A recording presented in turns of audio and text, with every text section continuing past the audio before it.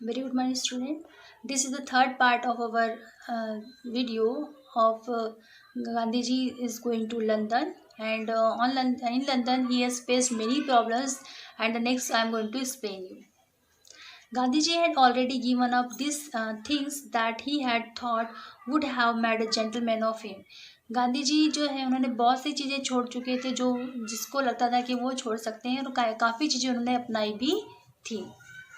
And so the period of indulgence was over. जैसे जैसे धीरे धीरे वो जो पीरियड था जो जिसमें वो लीन हो चुके थे वो धीरे धीरे छोड़ चुके थे. He started economising and keeping an account of every farthing he spend.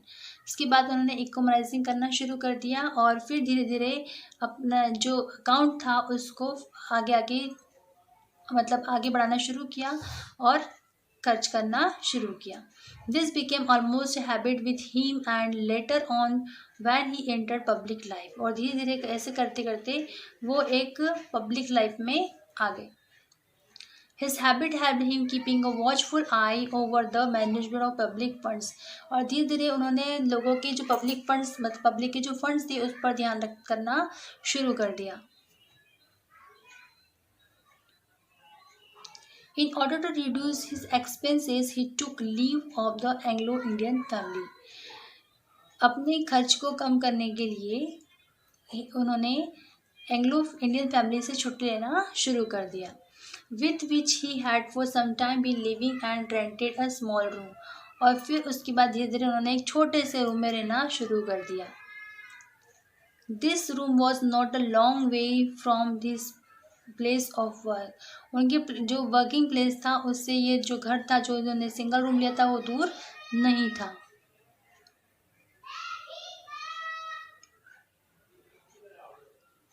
He stopped going by bus and started going on foot. उन्होंने बस से आना भी बंद कर दिया और पैरों पे जाना शुरू कर दिया, पैदल जाना शुरू कर दिया.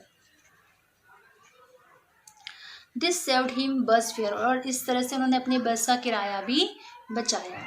He started to cook his meals by himself and this again resulted in some saving. और धीरे धीरे उन्होंने खाना पकाना भी शुरू कर दिया. इस तरह से उन्होंने पैसे बचाना शुरू किए. Now as he walked 10 to 15 kilometers every day. और इस तरह से वो 10 से 15 किलोमीटर पैदल चलते 10 से 15 किलोमीटर जाते थे. There was a marked improvement in his health. और इस तरह से उनकी हालत में डिफरेंस दिखाई देने लगा. उनकी जो हेल्थ थी वो इम्प्रूव होने लगी.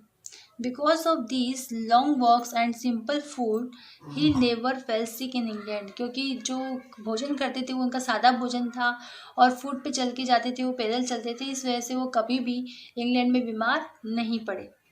One important reason for economizing was that he did not want to further increase an already heavy financial burden that his elder brother had borne till then. और सबसे ज़्यादा इम्पोर्टेंट रीज़न ये था अपनी जो अर्थव्यवस्था थी उनकी जो मतलब फाइनेंशियल चीज जो स्ट्रांग होना चाहते थे उसके पीछे कि अब वो अपने घर वालों से ज़्यादा पैसे नहीं लेना चाहते थे, उनके ऊपर डिपेंड नहीं होना चाहते थे और इसीलिए उन्होंने अपना खुद का खर्च उठाना शुरू कर दिया.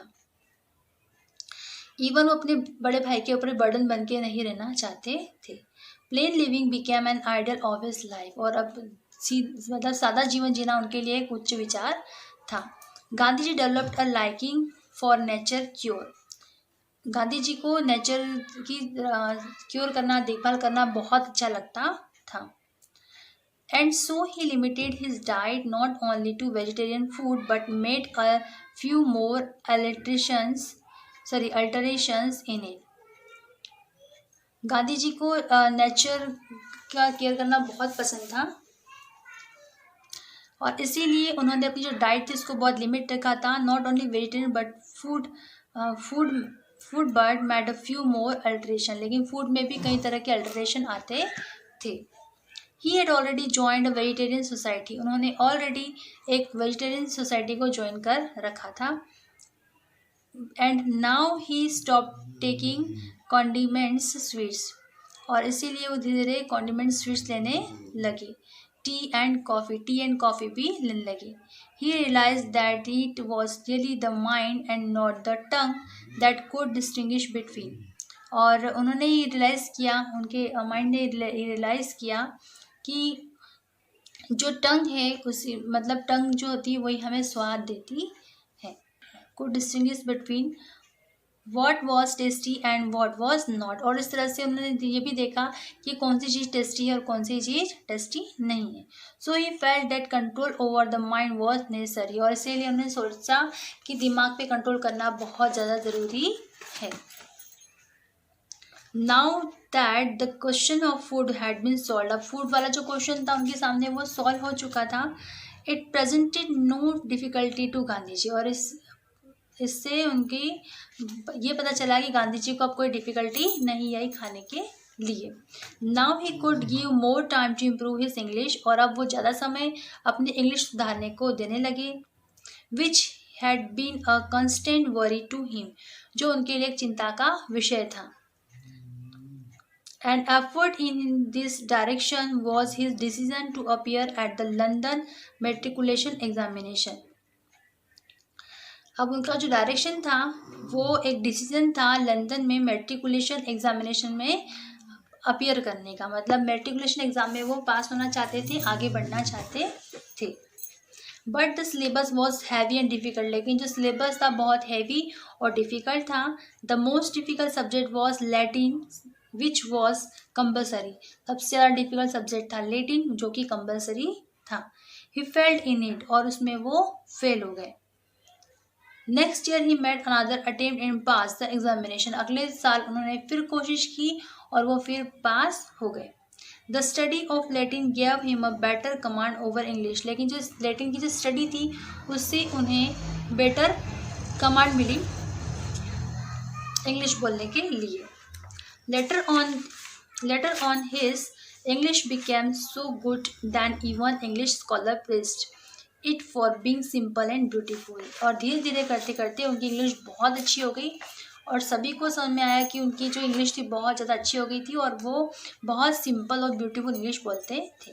His plain living impressed some Englishmen also. और उनका जो सादा जीवन था उससे कई सारे इंग्लिशमैन भी बहुत ज़्यादा अट्रैक्ट हुए, impressed हुए. One day a British friend asked Gandhi ji to read the Gita with him. एक दिन उनके ब्रिटिशर फ्रेंड ने उनसे गीता पढ़ने को कहा. He was perplexed. वो बहुत परप्लेक्स हो गए, बहुत खुश हो गए. He had no doubt studied Sanskrit for the matriculation examination in India. और उनके लिए कोई डाउट नहीं था कि उन्हें संस्कृत पढ़ना बिल्कुल नहीं अच्छा लगता था. उन्हें संस्कृत पढ़ना बहुत अच्छा लगता था और इसलिए अपने फ्रेंड के लिए उन्होंने गीता पढ़ी. Yet he did not know enough of it to be able to explain the original text. वो भले ही उस गीता का सार उनको अपने दोस्त को ठीक से समझा नहीं पाए लेकिन फिर भी उन्होंने उसके लिए कोशिश की. With the help of an English translation of the book, he explained the words of his friend. और धीरे धीरे इंग्लिश ट्रांसलेशन की बुक लेकर आके उन्होंने उस जो वर्ड्स थे उसको एक्सप्लेन करना शुरू किया.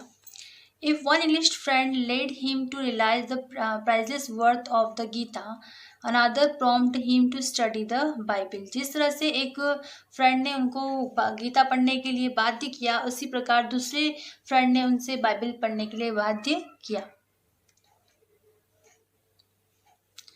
Now he appreciated Christianity better than before, but his faith in Hinduism.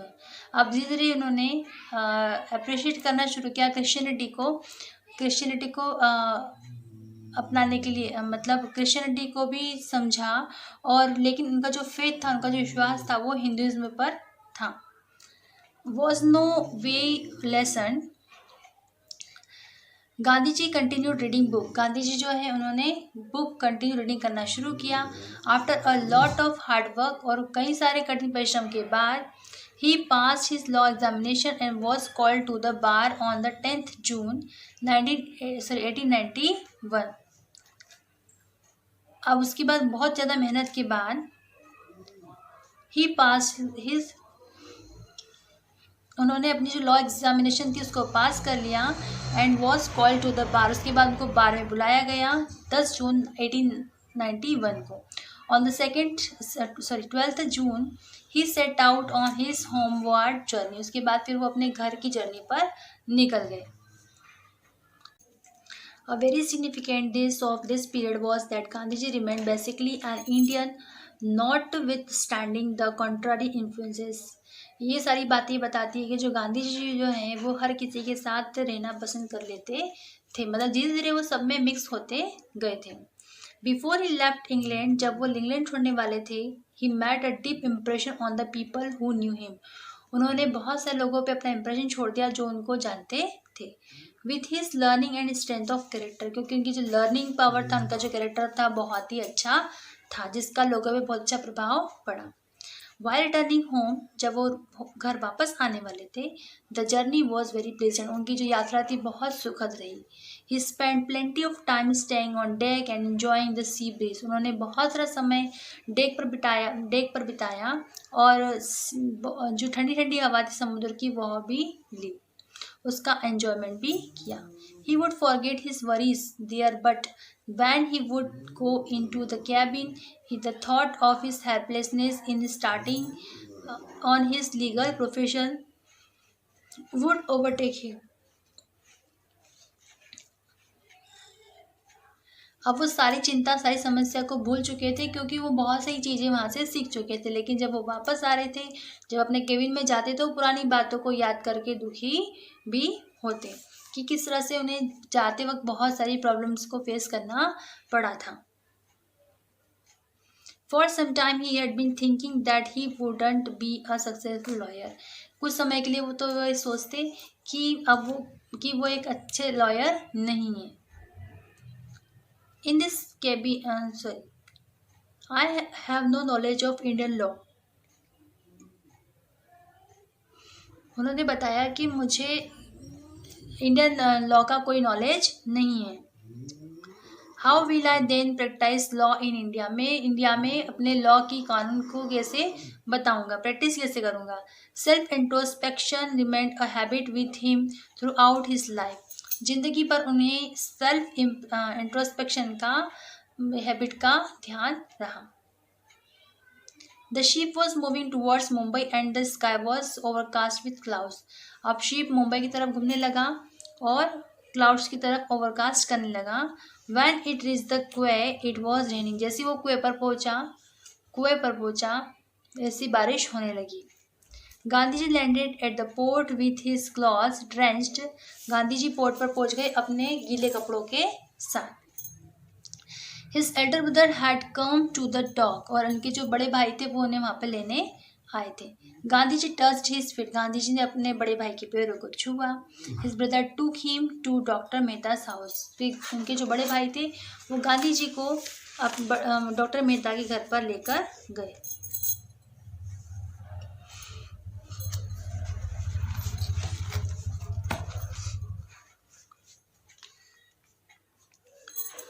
But Gandhi ji was impatient to go to Rajkot to meet his mother.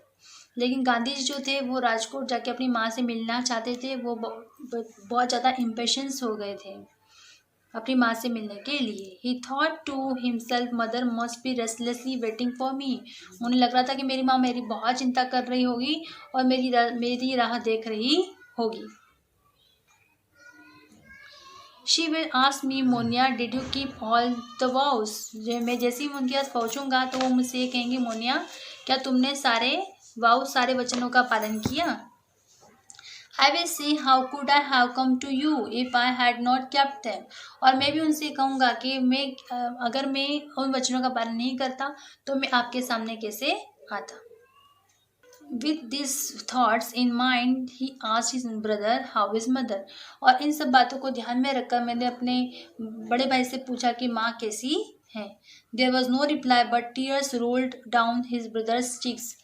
उधर से कोई जवाब नहीं आया भाई की तरफ से, लेकिन भाई की आंखों से जो आंसू थे वो उसके गालों पे से बहने लगे। Mohan control himself. मोहन ने अपने आप को कंट्रोल किया। The Gita and thought him how to be dressed in such a situation. और गीता, उन्होंने ये रियलाइज़ किया कि गीता ने जो सिखाया है, गीता में ये सिखाया है कि किस तरह से सिचुएशन को हैंडल करना चाहिए। That then his brother said, उसके बाद उनके भाई ने कहा, the day we receive the news of your success in the law examination mother was lying on her death bed, कि जिस दिन हमें तुम्हारी जो सक्सेस थी उसकी जब खबर मिली थी तुम्हारी सक्सेस की कि तुम पास हो चुके हो, उसी दिन से ही माँ डेथ बेड पर चली गई। When she heard the news her eyes shown with Joy, लेकिन जैसे उन्होंने ये न्यूज़ सुनी वैसे ही वो जॉय मतलब खुशी के मारे फूली नहीं समय, उनकी आंखों में खुशी के आंसू आ गए। शी आज वैन विल मोनिया कम, उन्होंने ये भी पूछा कि मोनिया कब आएगा। I wish I could see his face before I die, उन्होंने ये भी कहा कि मतलब जो बड़े भाई हैं मोहनदास के, वो मोहनदास से कह रहे हैं कि माँ ने ये भी कहा कि मैं मरने से पहले मोहनदास को देखना चाहती हूँ। It seems I won't be able to see him, लेकिन ऐसा लगता है कि मैं उनको अब देख नहीं पाऊँगा। God is calling me a bit yearly, उन्होंने ये बताया कि उन्होंने ये बताया गांधी जी की मदर ने ये कहा कि अब तो मैं शायद उसे मिल भी नहीं पाऊँगी, उसे देख भी नहीं पाऊँगी, क्योंकि भगवान मुझे बुला रहे हैं। When he comes you had better take him to Nashik for a holy bath, उन्होंने कहा कि जैसे ही वो आ जाएगा तो तुम उसे एक पवित्र स्नान के लिए लेकर जाना। After his purification don't forget to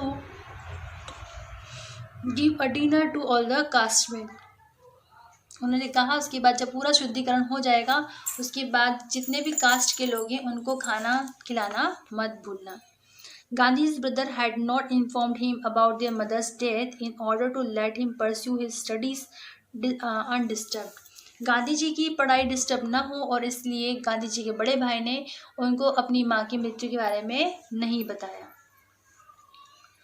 But to Mohan it was a greater blow than the death of his father. लेकिन गांधी जी के लिए ये बहुत बड़ा झटका था।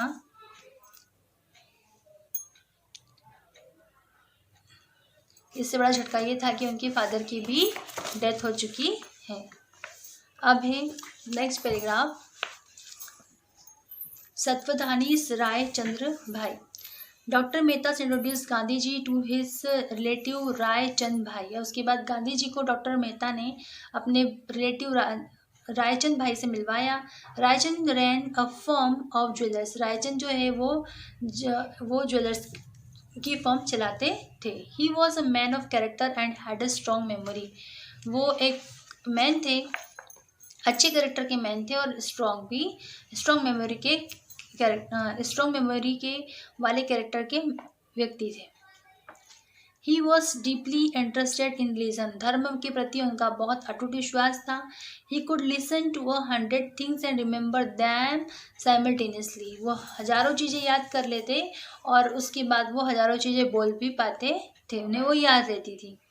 सच a person is known as सत्वधानीस, और ऐसा व्यक्ति सत्वधानीस कहलाता है।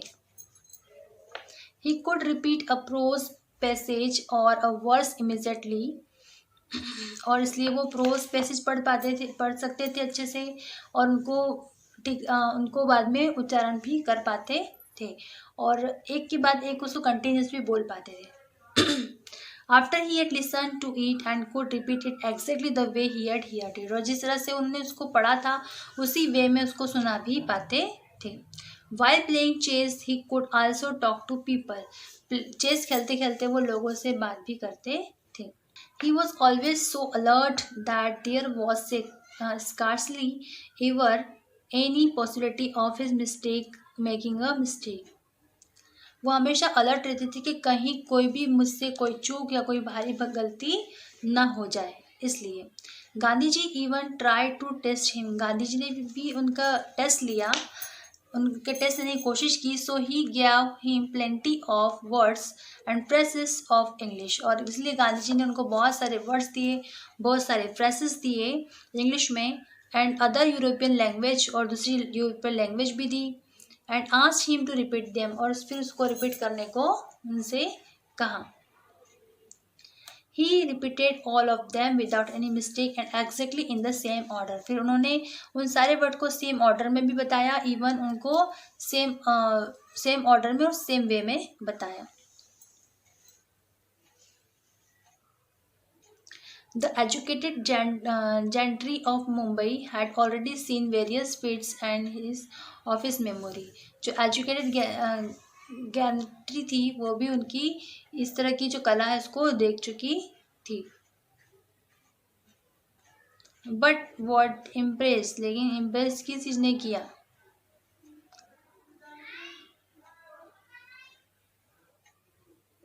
Gandhi ji most was not the gift, but what impressed Gandhiji most was not this gift but his knowledge of religious books and spotless character। लेकिन गांधी जी का जो बेदाग कैरेक्टर था और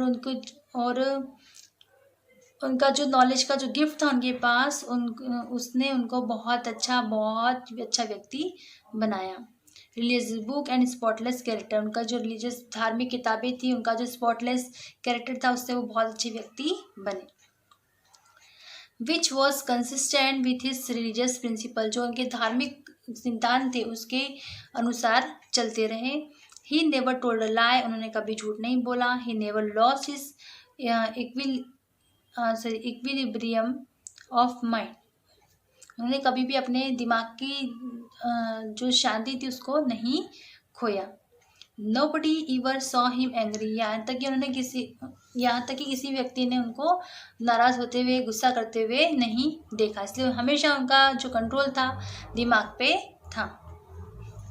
Nobody ever saw him angry, he always seemed to be detached in whatever he did। वो जो भी काम करते थे वो हमेशा उसमें डिटैच रहते थे और इसलिए ऐसे ही वो दिखाई देते थे। Gandhi ji was very much impress by his idealism, Gandhi ji जो थे वो अपने सिद्धांत, अपने विचारों के द्वारा बहुत ज़्यादा जाने माने जाते हैं।